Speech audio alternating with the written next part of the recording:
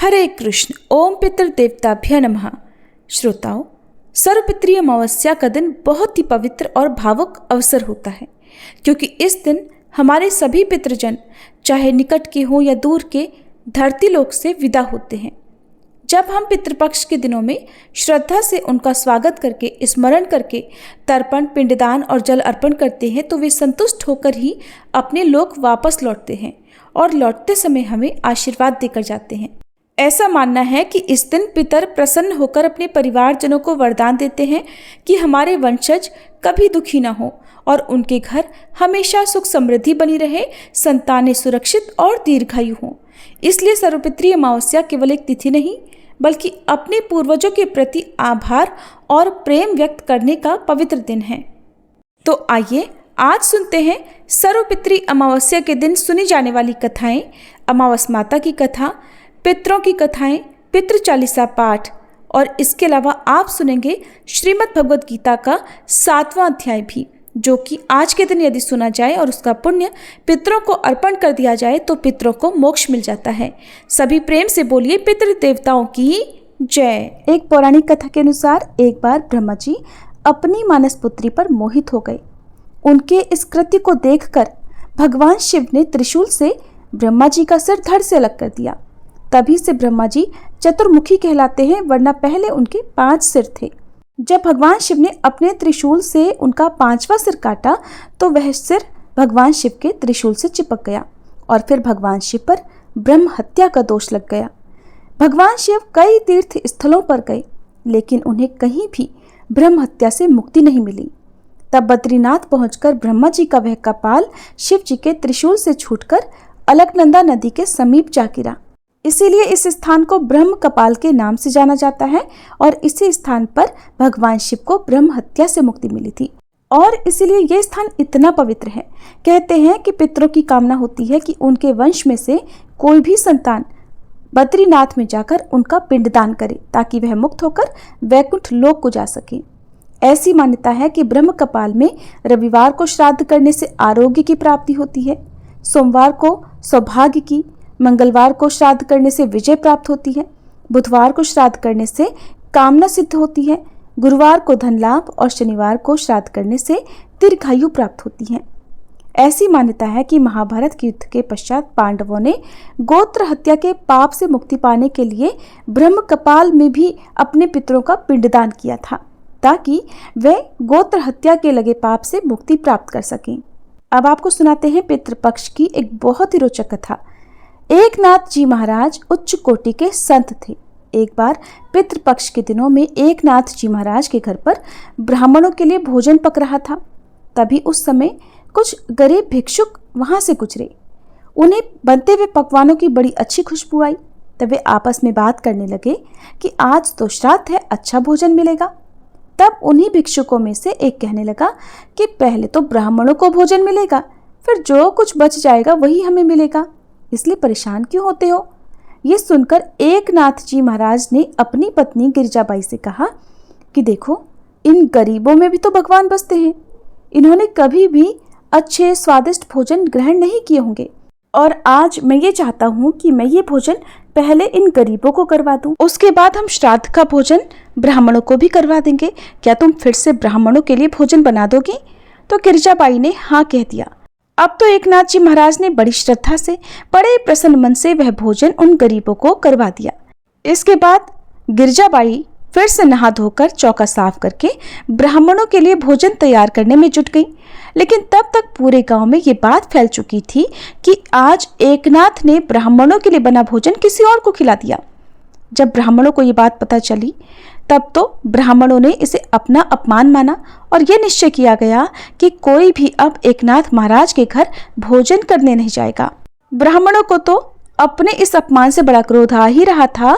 उन्होंने 2 लठधारी हट्टे कट्टे ब्राह्मण एकनाथ के घर पर खड़े कर दिए, ताकि एकनाथ महाराज जी के घर कोई भोजन करने ना जा सके। जब भोजन तैयार हो गया, तब एकनाथ महाराज जी को पता चला कि कोई भी ब्राह्मण उनके घर भोजन करने नहीं आएगा। तब उन्होंने क्या किया कि अपनी संकल्प शक्ति और तप शक्ति से जो ब्राह्मण नहीं आ रहे थे, उनके ही दादा, पिता, चाचा और परिवार के बाकी मृत लोगों का आह्वान किया जो पितर बन चुके थे। वो सब के सब तुरंत ही प्रकट हो गए। और फिर एकनाथ जी ने उनसे बड़े सम्मान के साथ कहा कि आप सभी मेरे यहाँ भोजन ग्रहण कीजिए। फिर वे सब ब्राह्मण एक पंक्ति में बैठकर भोजन करने लगे। जब आचमन के समय गाए जाने वाले श्लोक की आवाज बाहर खड़े लठधारी ब्राह्मणों के कानों में पड़ी तो सोचने लगे कि हमने तो अंदर किसी को जाने नहीं दिया, ये एकनाथ किसको भोजन करा रहा है।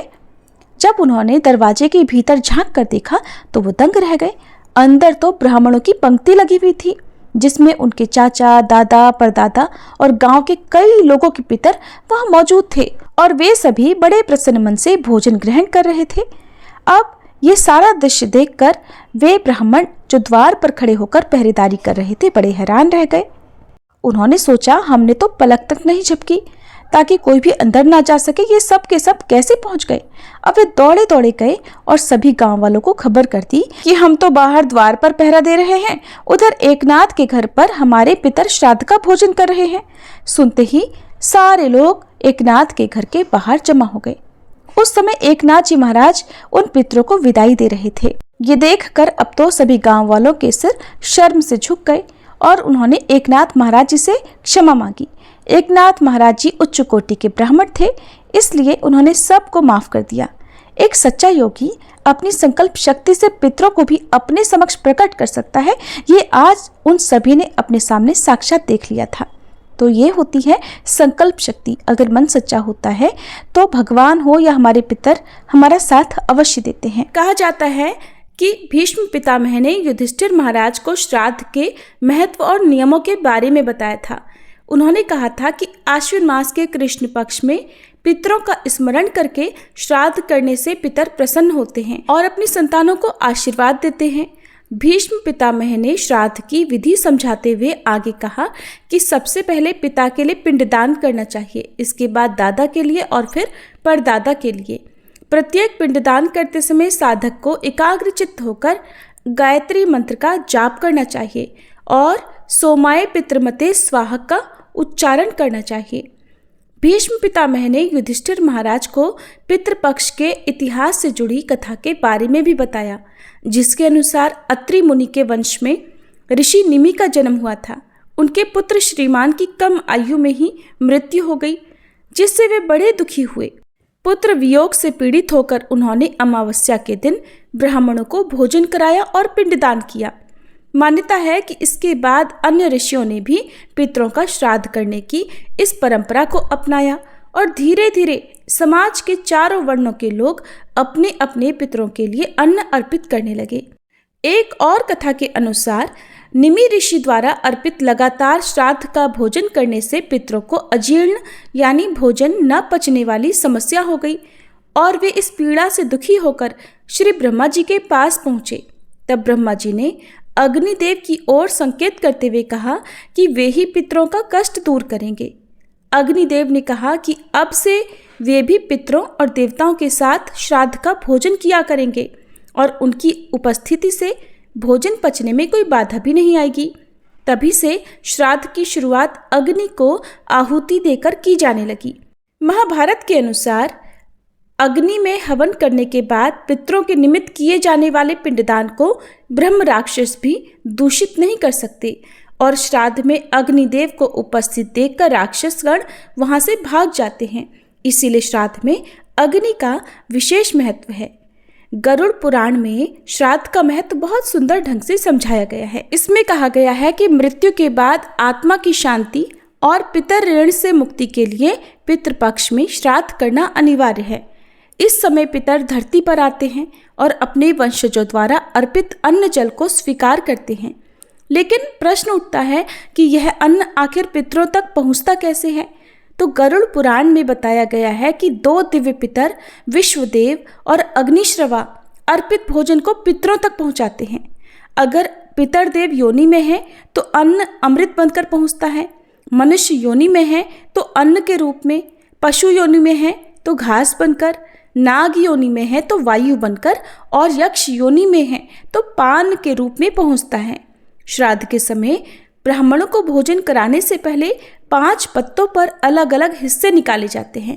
पहला हिस्सा गाय के लिए, दूसरा कुत्ते के लिए, तीसरा चींटी के लिए, चौथा कौवे के लिए और पांचवा देवताओं के निमित्त। मान्यता है कि पितर इन रूपों में धरती पर आते हैं और अन्न को स्वीकार करते हैं। इन 5 पत्तों पर निकाला गया भोजन पंचबलि भी कहलाता है। आइए अब सुनते हैं पितृपक्ष की सबसे प्रचलित कथा। प्राचीन कथा के अनुसार जोगे और भोगे नाम के 2 भाई थे। दोनों अलग अलग घरों में रहा करते थे। जोगे के पास धन की कोई कमी नहीं थी, लेकिन भोगे बहुत निर्धन था। फिर भी दोनों भाइयों में बहुत प्रेम था, लेकिन जोगे की पत्नी को धन का बड़ा अभिमान था, तो वहीं भोगे की पत्नी सुशील और शांत स्वभाव की थी। पितृपक्ष आने पर जोगे की पत्नी ने उससे पितरों का श्राद्ध करने के लिए कहा, तो जोगे इसे व्यर्थ का कार्य समझकर टालने की कोशिश करने लगा। लेकिन जोगे की पत्नी तो केवल अपनी शान दिखाने के लिए श्राद्ध का कार्यक्रम करना चाहती थी, ताकि वह अपने मायके पक्ष के लोगों को बुलाकर उनकी दावत कर सके। जोगे की पत्नी ने कहा कि मुझे कोई परेशानी ना हो, इसलिए आप ऐसा कह रहे हैं, लेकिन मैं सच कह रही हूँ, मुझे इसमें कोई परेशानी नहीं है। मैं भोगे की पत्नी को सहायता के लिए बुला लूंगी और फिर हम दोनों मिलकर सारा काम कर लेंगी। दूसरे दिन भोगे की पत्नी सुबह आकर श्राद्ध का सारा काम करवाने लगी। उसने तरह तरह के अनेकों पकवान बनाए। फिर सभी काम निपटाने के बाद वह अपने घर वापस आ गई, क्योंकि उसे भी पितरों का तर्पण करना था। उधर कुतब काल में जब पितर भूमि पर उतरे तो वे जोगे के यहाँ गए। वहां उन्होंने देखा कि उसके ससुराल पक्ष के सभी लोग भोजन पर जुटे हुए हैं और वे उनसे पहले भोजन कर रहे हैं। ये सब देखकर पितर बड़े निराश हुए। इसके बाद वे भोगे के यहाँ गए तो देखने लगे कि मात्र पितरों के नाम पर केवल 11 ही दे दी गई है। पितर उसकी ही राख चाटने लगे और फिर भूखे ही नदी के तट पर पहुंच गए। कुछ ही देर में सारे पितर अपने अपने यहाँ का श्राद्ध ग्रहण करके इकट्ठे हो गए और बताने लगे कि उनकी संतानों ने किस किस तरह से उनके लिए श्राद्धों के पकवान बनाए, किस तरह से उनका स्मरण किया। जोगे भोगे के पितरों ने भी अपना सारा हाल बताया।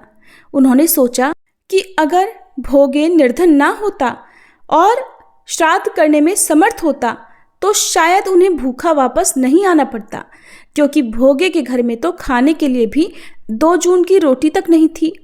ये सारी बातें सोचकर पितरों को भोगे पर दया आ गई। ये सोचकर पितर अचानक से नाच नाच कर गाने लगे कि भोगे के घर धन हो जाए, भोगे के घर धन हो जाए। सांझ का समय हो चला था, लेकिन भोगे के घर में खाने के लिए कुछ भी नहीं था और उसके बच्चे भी सुबह से भूखे थे। बच्चों ने अपनी माँ से कहा कि माँ, भूख लगी है। तब उन्हें टालने के लिए गुस्से में गरजकर भोगे की पत्नी ने कहा कि जाओ, आंगन में हौदी रखी है, उसे जाकर खोल लो, उसमें से जो कुछ भी मिल जाए आपस में बांटकर खा लेना। बच्चों ने जब वहां जाकर हौदी खोली तो वे दौड़े दौड़े अपनी माँ के पास आकर कहने लगे कि माँ माँ, हौदी तो मोहरों से भरी पड़ी है। माँ को विश्वास नहीं हुआ और वह दौड़ी दौड़ी हौदी के पास आई।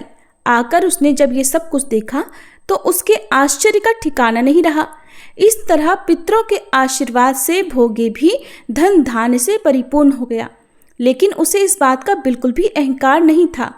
और फिर अगले वर्ष श्राद्ध आने पर खूब धूमधाम से दोनों पति पत्नी ने मिलकर अपने पितरों का श्राद्ध किया। भोगे की पत्नी ने श्राद्ध के दिन 56 तरह के भोग बनाए, ब्राह्मणों को अपने घर बुलाकर श्राद्ध किया, उन्हें भोजन कराया और दान दक्षिणा भी दी।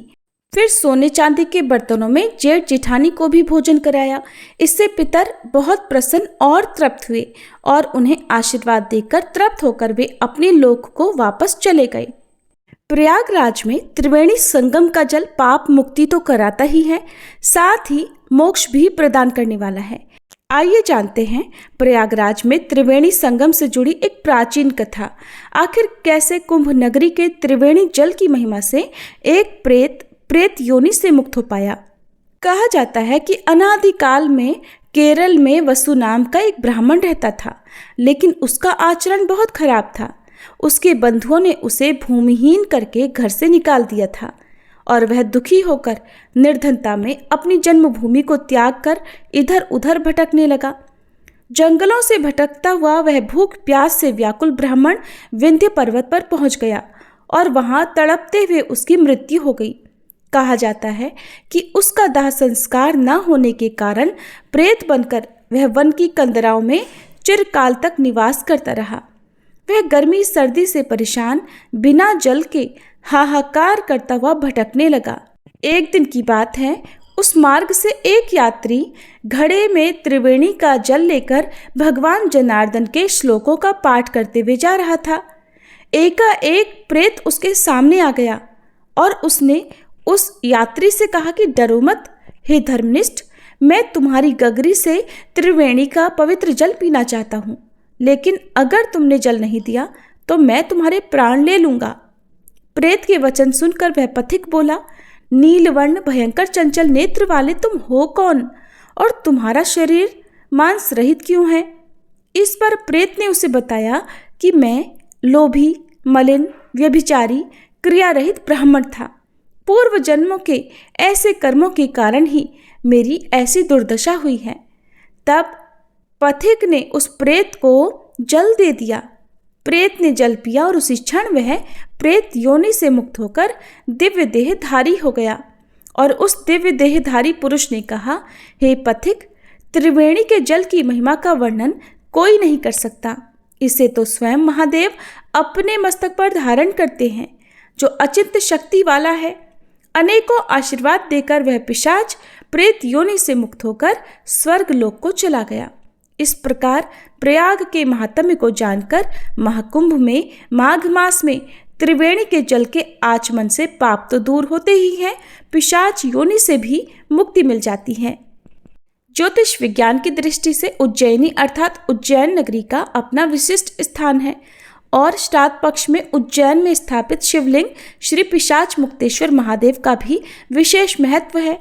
श्राद्ध पक्ष के इन 16 दिनों में 84 महादेव में से 68वें नंबर पर आने वाले श्री पिशाच मुक्तेश्वर महादेव पर शुद्ध गाय के दूध मिश्रित तिल, जौ, गंगाजल, शिप्रा आदि से अभिषेक करने से पितर तृप्त और प्रसन्न हो जाते हैं।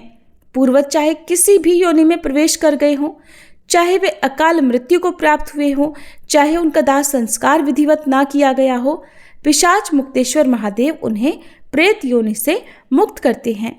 कलयुग में सोम नाम का शूद्र हुआ। मरने पर वह मरु देश में पिशाच योनि में पड़ गया।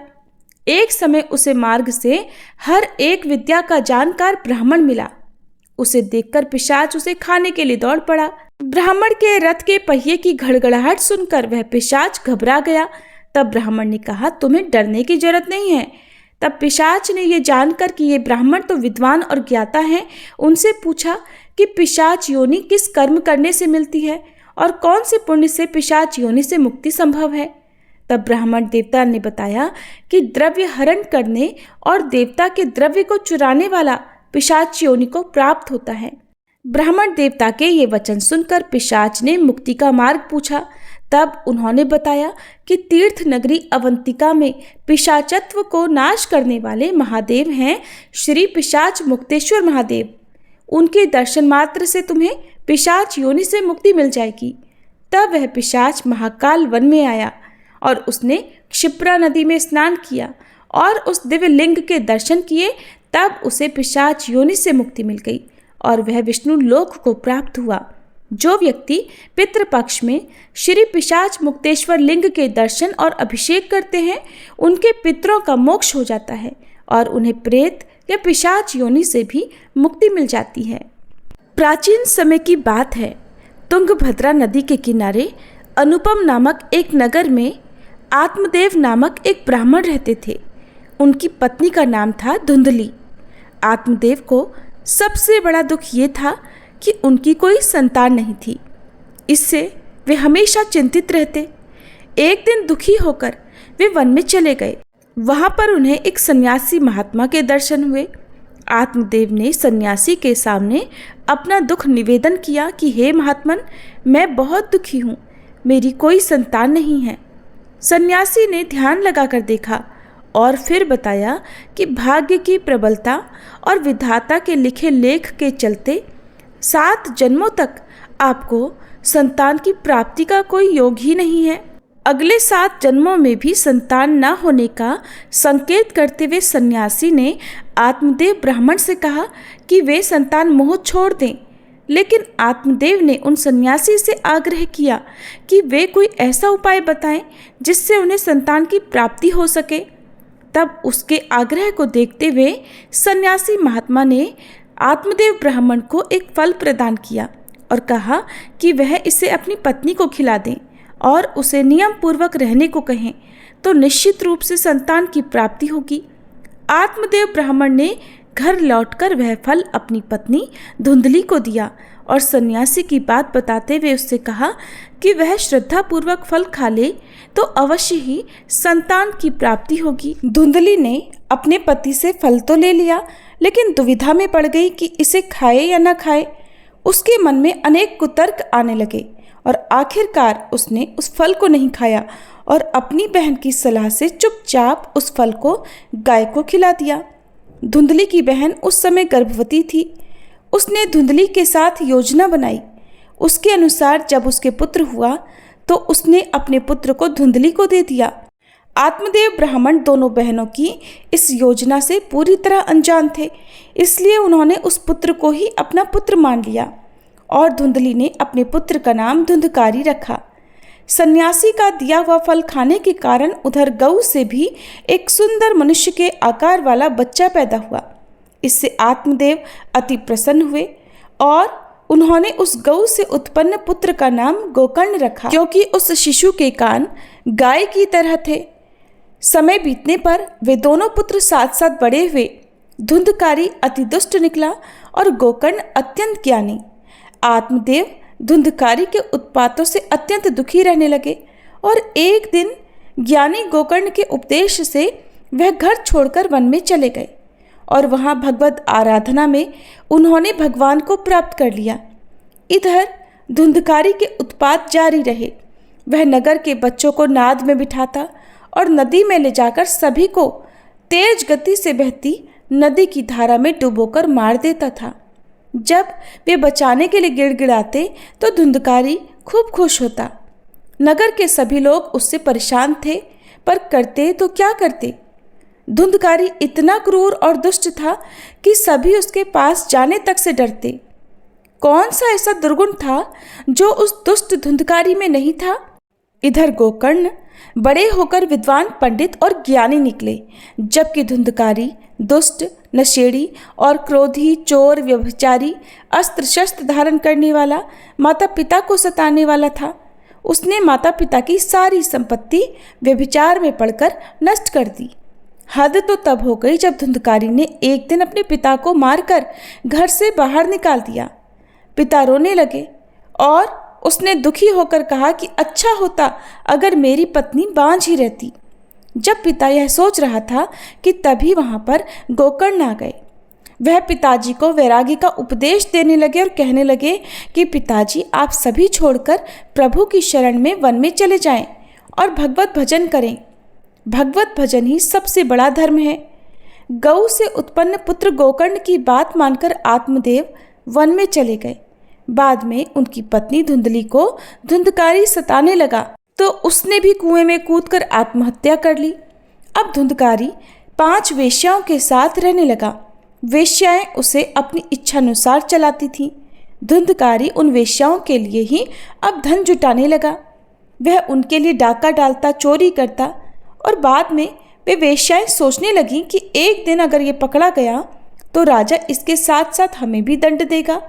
ये सोचकर एक दिन वह वेश्याएं सोते हुए धुंधकारी को रस्सियों से उसका गला दबाने का प्रयास करने लगी।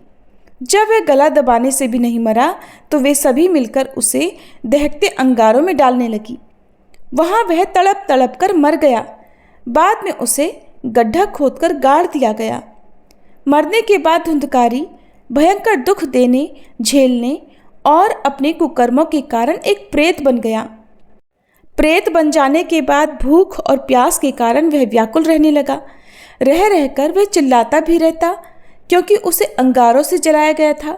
इसलिए उसकी अनुभूति उसे अभी भी सताती रहती।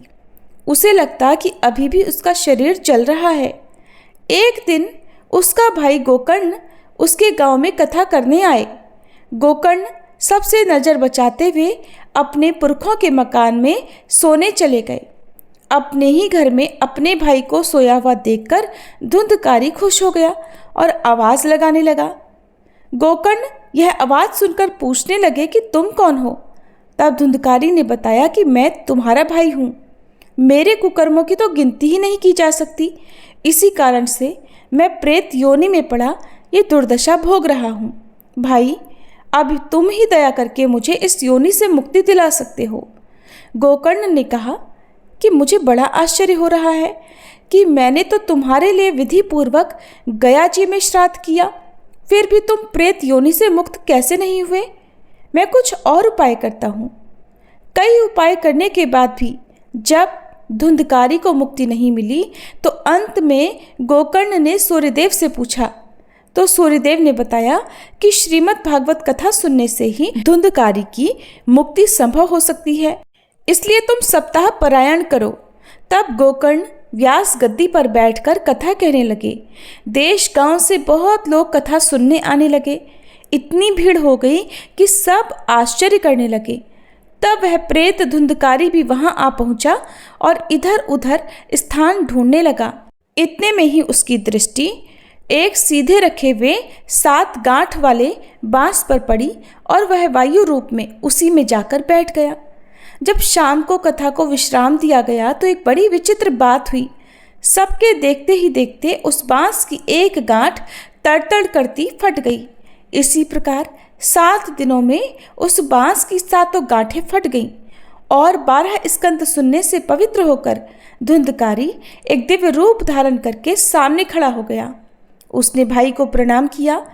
तभी वैकुंठवासी पार्षदों के सहित एक विमान वहां उतरा और सबके देखते ही देखते धुंधकारी विमान पर चढ़ गए। उन पार्षदों को देखकर गोकर्ण ने कहा कि भगवान के प्रिय पार्षदों, यहाँ हमारे अनेकों शुद्ध हृदय श्रोतागण हैं। उन सबके लिए भी एक साथ बहुत से विमान क्यों नहीं लाए? यहाँ सभी ने तो समान रूप से कथा सुनी है, फिर फल में इस प्रकार का भेदभाव क्यों? तब भगवान के पार्षदों ने कहा कि इस फल भेद का कारण इनमें श्रवण का भेद है। इन सभी ने एक समान रूप से कथा तो सुनी, किंतु उसके जैसा मनन नहीं किया। इस प्रेत ने 7 दिनों तक सुने हुए विषय का स्थिर चित्त से खूब मनन भी किया। ऐसा कहकर वे सभी पार्षद वैकुंठ को चले गए।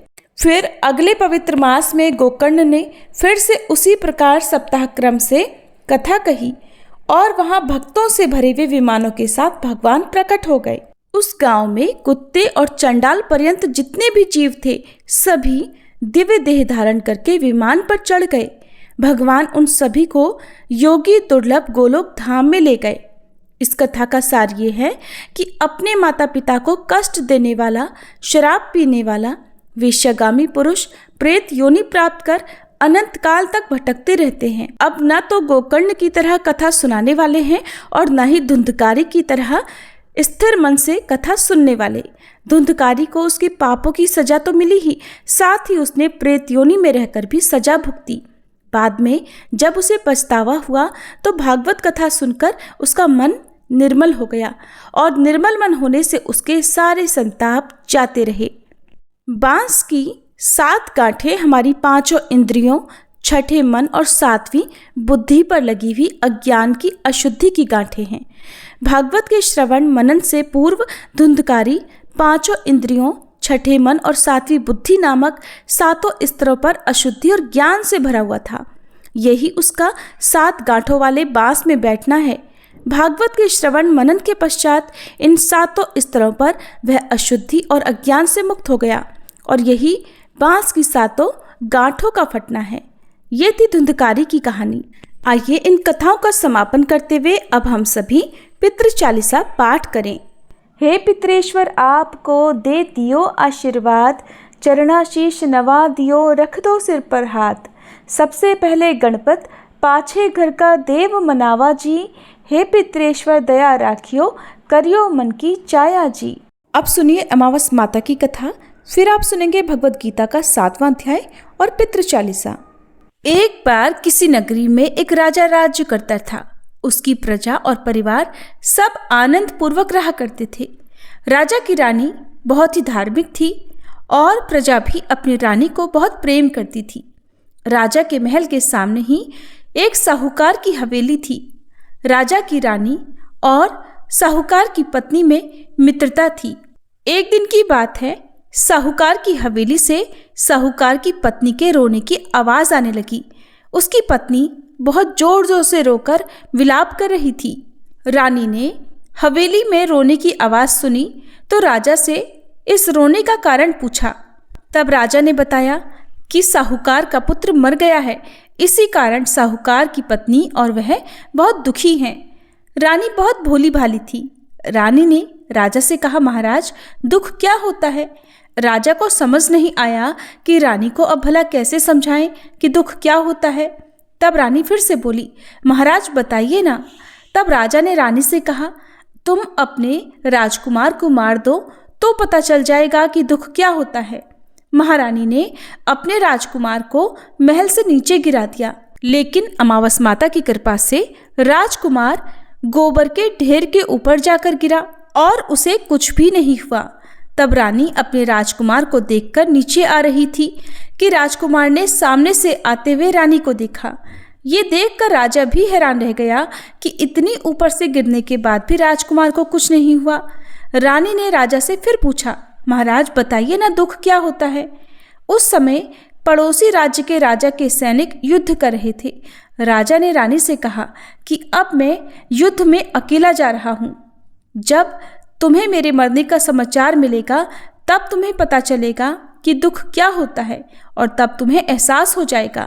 कहकर राजा ने युद्ध के लिए प्रस्थान किया, लेकिन भगवान और अमावस माता की कृपा से वह राजा युद्ध जीतकर सही सलामत घर आ गया। अब भी रानी को नहीं पता कि दुख क्या होता है। अब तो राजा को भी आश्चर्य होने लगा। उसी समय महारानी महाराज के पास आई और वही प्रश्न फिर से दोहराने लगी कि महाराज आप मुझे दुख के बारे में कैसे एहसास कराएंगे? आप मुझे कैसे बताएंगे कि क्या होता है दुख? तब राजा ने सोचा कि रानी को कैसे एहसास दिलाया जाए। तब कुछ देर सोचने के बाद राजा ने रानी को बुलाकर कहा कि महारानी अब हम गंगा जी की यात्रा करने जा रहे हैं। वहाँ मैं गंगा जी की धारा में कूद जाऊंगा, तब तुम्हें पता चल जाएगा कि दुख क्या होता है। अब रानी ने गंगा यात्रा की तैयारियां प्रारंभ कर दी और आवश्यक सामान और रास्ते में भोजन की सभी सामग्री का प्रबंध कर यात्रा के लिए प्रस्थान किया। इधर कैलाश पर्वत पर भगवान शिव ने देवी पार्वती से कहा, देवी आज मैं तुम्हें कलयुग में सुखी आत्मा के दर्शन कराऊंगा। अब मैं तुमसे जैसा कहता हूँ वैसा करो। तब भगवान शिव ने बकरे का और देवी पार्वती ने बकरी का रूप धारण कर लिया और एक बावड़ी के पास वे घास चढ़ने लगे। इतने में ही राजा और रानी की सवारी वहां आई। रानी ने सुंदर छाया और बावड़ी को देखा तो राजा से कहा कि हम यहीं पर थोड़ी देर विश्राम और जलपान करने के बाद आगे बढ़ेंगे। अब राजा और रानी ने वहां पर जलपान किया। उसके बाद राजा पानी लेने के लिए बावड़ी में गया। उस समय बकरी का रूप धारण किए हुए देवी पार्वती ने वहां बकरे का रूप धारण किए भगवान शिव से पूछा, प्रभु इस रानी ने दुख देखना है, मगर क्या कारण है कि इसे दुख नहीं मिलता? रानी ने बकरा और बकरी को मनुष्य की भाषा में बोलते देखा। उसने ये सुन लिया कि भगवान शिव माता पार्वती से कह रहे थे कि यह रानी अमावस्या का व्रत करती है, इसलिए इसे जीवन में कोई दुख नहीं भोगना पड़ेगा और ये अपने व्रतों के प्रभाव से ही इस जन्म में रानी बनी और सुख का आनंद ले रही है। देवी, ये राजा गंगा में भी नहीं मरेगा। रानी ने उनकी यह बात सुनी। तभी राजा पानी लेकर वापस आया तो रानी ने राजा को वह सारी घटना सुनाई। इसके बाद तीर्थ यात्रा पूरी करके वे दोनों अपनी नगरी को वापस आ गए। अब राजा ने अपने राज्य में प्रजा को अमावस का व्रत करने की आज्ञा दी। राजा ने कहा कि हर अमावस को अमावस माता की पूजा करके कथा करना। जिस शुक्रवार को अमावस पड़े उसी दिन से व्रत प्रारंभ करें। 21 अमावस तक व्रत पालन करें और पहली 5 अमावस को गेहूं लाल वस्त्र दान करें। उसकी अगली 5 अमावस को मूंग, उसके बाद 5 अमावस को चना, बाद में अगली 5 अमावस को मक्का और अंत में 21वीं अमावस को चावल का दान करें। दान में जैसा रंग अन्न का हो वैसा ही रंग का कपड़ा भी दान में दें और कपड़े के साथ साथ दक्षिणा भी दान में दें। व्रत के दिन गाय को हरा चारा और ब्राह्मण को भोजन या दक्षिणा दें। जो मनुष्य श्रद्धापूर्वक इस प्रकार व्रत करेगा, अमावस माता और भगवान शिव की कृपा से वह हर दुख से मुक्त हो जाएगा। ये थी अमावस माता की कथा। अब सुनिए श्रीमद् भागवत गीता के 7वें अध्याय के सभी श्लोकों का हिंदी अनुवाद। भगवान श्री कृष्ण अर्जुन से कहने लगे, हे पार्थ, अनन्य प्रेम से मुझ में आसक्त चित्त और अनन्य भाव से मेरे परायण होकर योग में लगा हुआ तो जिस प्रकार से संपूर्ण विभूति, बल, ऐश्वर्य आदि गुणों से युक्त सबके आत्मरूप मुझको संशय रहित जानेगा, उसको सुन। मैं तेरे लिए इस विज्ञान सहित तत्व ज्ञान को संपूर्णतया कहूँगा, जिसको जानकर संसार में फिर और कुछ भी जानने योग्य शेष नहीं रह जाता। हजारों मनुष्यों में से कोई एक मेरी प्राप्ति के लिए यत्न करता है और उन यत्न करने वाले योगियों में भी कोई एक मेरे परायण होकर मुझको तत्व से अर्थात यथार्थ रूप से जानता है। पृथ्वी, जल, अग्नि, वायु, आकाश, मन, बुद्धि और अहंकार भी इस प्रकार से ये 8 प्रकार से विभाजित मेरी प्रकृति है। ये 8 प्रकार के भेदों वाली तो अपरा अर्थात मेरी जड़ प्रकृति है। और हे महाबाहो, इससे दूसरी को जिससे यह संपूर्ण जगत धारण किया जाता है, मेरी जीव रूपा परा अर्थात चेतन प्रकृति जान। हे अर्जुन, तू ऐसा समझ कि संपूर्ण भूत इन दोनों प्रकृतियों से ही उत्पन्न होने वाले हैं और मैं संपूर्ण जगत का प्रभव तथा प्रलय हूँ, अर्थात संपूर्ण जगत का मूल कारण हूँ। हे धनंजय, मुझसे भिन्न दूसरा कोई भी परम कारण नहीं है। ये संपूर्ण जगत सूत्र में सूत्र के मणियों के समान मुझ में गुथा हुआ है। हे अर्जुन, मैं जल में रस हूँ, चंद्रमा और सूर्य में प्रकाश हूँ, संपूर्ण वेदों में ओंकार हूँ, आकाश में शब्द और पुरुषों में पुरुषत्व हूँ। मैं पृथ्वी में पवित्र गंध और अग्नि में तेज हूँ और संपूर्ण भूतों में उनका जीवन हूँ और तपस्वियों में तप हूँ। हे अर्जुन, तू संपूर्ण भूतों का सनातन बीज मुझको ही जान। मैं बुद्धिमानों की बुद्धि और तेजस्वियों का तेज हूँ। हे भरत श्रेष्ठ, मैं बलवानों का आसक्ति और कामनाओं से रहित बल अर्थात सामर्थ्य हूँ और सब भूतों में धर्म के अनुकूल अर्थात शास्त्र के अनुकूल काम हूँ।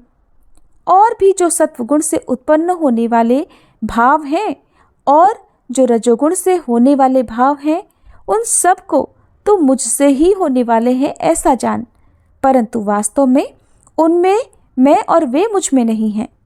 गुणों के कार्य रूप सात्विक, राजस और तामस, इन तीनों प्रकार के भावों से ये सारा संसार प्राणी समुदाय मोहित हो रहा है। इसलिए इन तीनों गुणों से परे मुझ अविनाशी को नहीं जानता, क्योंकि ये अलौकिक अर्थात अति अद्भुत त्रिगुणमयी मेरी माया बड़ी दुस्तर है। परंतु जो पुरुष केवल मुझको ही निरंतर भजते हैं, वे इस माया को उल्लंघन कर जाते हैं अर्थात संसार से तर जाते हैं। माया द्वारा जिनका ज्ञान हरा जा चुका है, ऐसे आसुर स्वभाव को धारण किए हुए मनुष्यों में नीच दूषित कर्म करने वाले मूढ़ लोग मुझको नहीं भजते। हे भरतवंशियों में श्रेष्ठ अर्जुन, उत्तम कर्म करने वाले अर्थार्थी अर्थात सांसारिक पदार्थों के लिए भजने वाला, आर्त अर्थात संकट निवारण के लिए भजने वाला, जिज्ञासु अर्थात मेरे को यथार्थ रूप से जानने की इच्छा से भजने वाला और ज्ञानी, ऐसे 4 प्रकार के भक्तजन मुझको भजते हैं। उनमें नित्य मुझ में एकाकी भाव से स्थित अनन्य प्रेम भक्ति वाला ज्ञानी भक्त अति उत्तम है, क्योंकि मुझको तत्व से जानने वाले ज्ञानी को मैं अत्यंत प्रिय हूँ और वह ज्ञानी मुझे अत्यंत प्रिय है। ये सभी उदार हैं, परंतु ज्ञानी तो साक्षात मेरा स्वरूप ही है, ऐसा मेरा मत है। क्योंकि वह मदमत मन बुद्धि वाला ज्ञानी भक्त अति उत्तम गति स्वरूप मुझ में ही अच्छी प्रकार स्थित है। बहुत जन्मों के अंत के जन्म में तत्व ज्ञान को प्राप्त पुरुष सब कुछ वासुदेव ही है, इस प्रकार मुझको भजता है, वह महात्मा अत्यंत दुर्लभ है। उन भोगों की कामना द्वारा जिनका ज्ञान हरा जा चुका है, वे लोग अपने स्वभाव से प्रेरित होकर उस नियम को धारण करके अन्य देवताओं को भजते अर्थात पूजते हैं।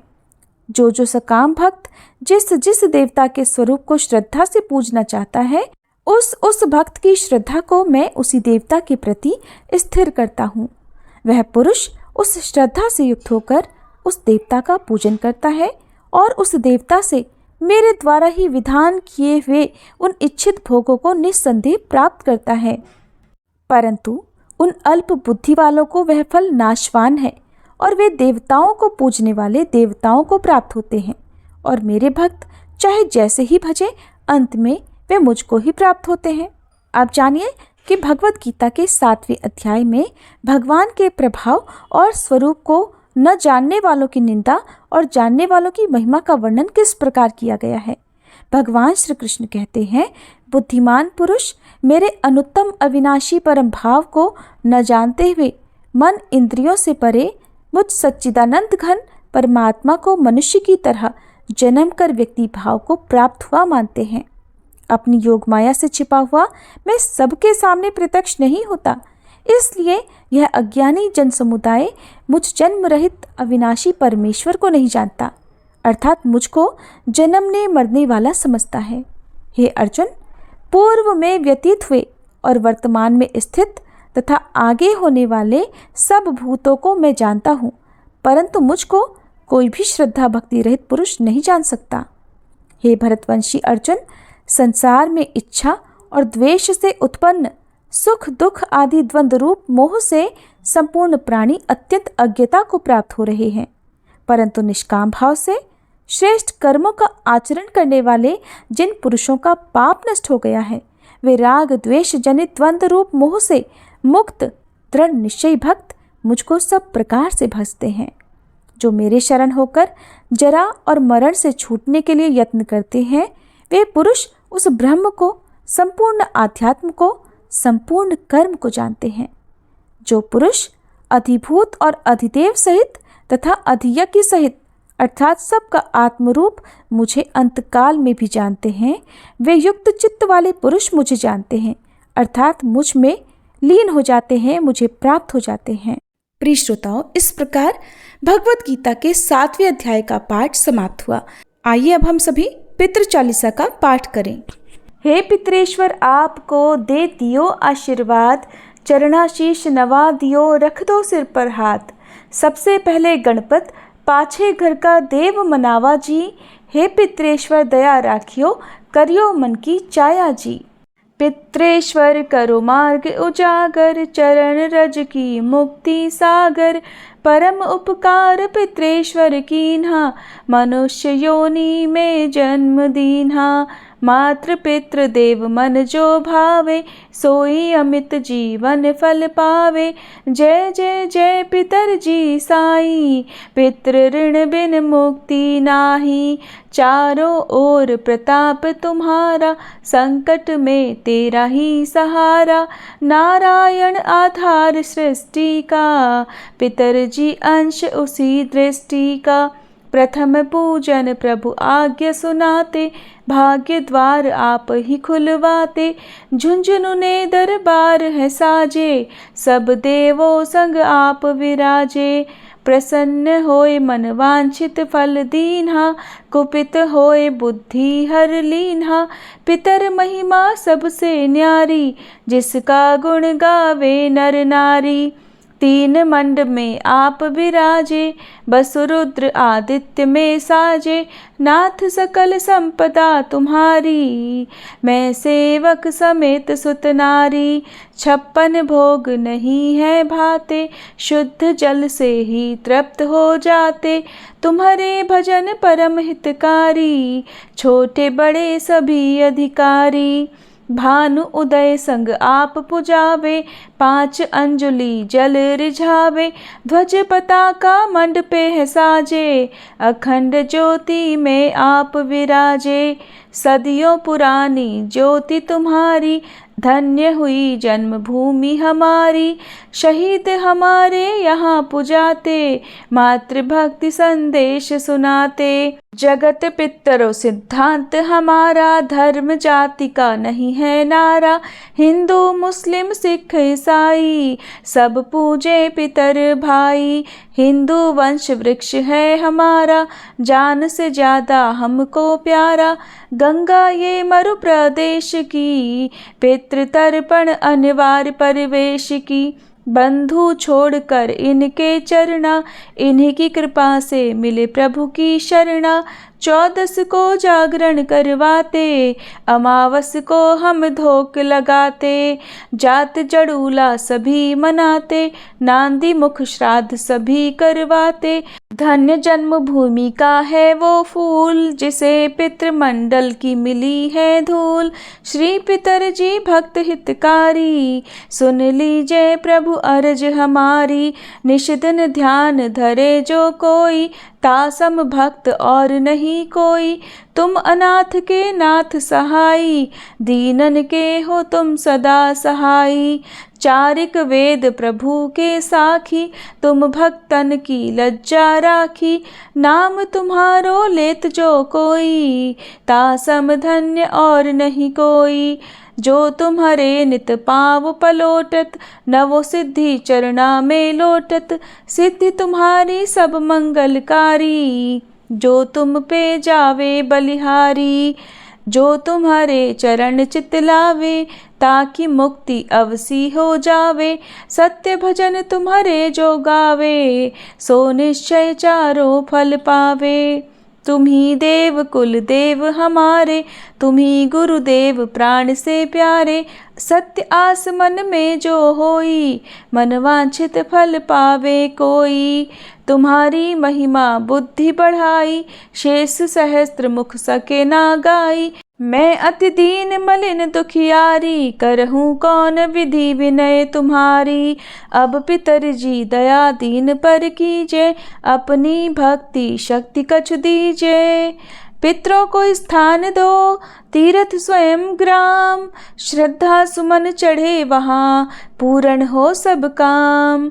झुंझुनू धाम विराजे हैं पितर हमारे महान। दर्शन से जीवन सफल हो, पूजे सकल जहान। जीवन सफल जो चाहिए, चले झुंझुनू धाम। पितर चरण की धूल ले, हो जीवन सफल महान।